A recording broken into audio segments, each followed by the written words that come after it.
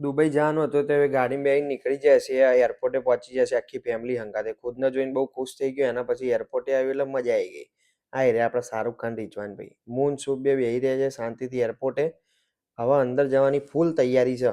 મોરે મોરો શુભને હળિયો કરતાં કરતાં હું એના પાછળ જ જાઉં છું અને મારી મજા લે છે. વિમાનમાં બેસી ગયા છે, બહુ મજા આવે છે. આ તો ઉપરી પેટમાં ગડબડ થાય.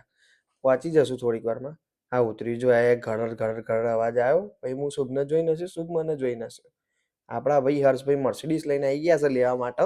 એટલે દિલ બહુ ખુશ થઈ ગયું આપણું. મને ગમ્યું, મજા આવી. અને શુભ મસ્ત સ્ટાઇલમાં ચશ્મા પહેરીને સ્વિફ્ટને જોઈ રહ્યો છે અને હું સ્વિફ્ટને જોઈને ખુશ થઉં છું. વાહ, દુબઈમાં સ્વિફ્ટ છે. હા મર્સિડીઝમાં આબુધાબીથી નીકળ્યા, દુબઈ 3 વાગે પહોંચ્યા. મોડું થઈ ગયું એટલે સવારે ઉઠીને સીધા શૂટિંગ ચાલુ કર્યું. દિવ્ય ભાસ્કર લાવ્યા છીએ આપણે શુભભાઈના વાંચવા માટે. એટલે શુભભાઈ ખુશ થઈ ગયા. પણ બેગમાં બધી વસ્તુ હરખી નથી એટલે ટેન્શન બી હતું. હવે વસ્તુ બીજી લેવા જવાની હતી, પોણીની કેરેટ અને થોડુંક કરિયાણું લાવવાનું હતું. એટલે માર્કેટ એટલે નીકળી ગયા છીએ. અને હું તો હજુ ખીજાવું જ છું બિચારાને, હેરાન થઈ ગયો મારથી.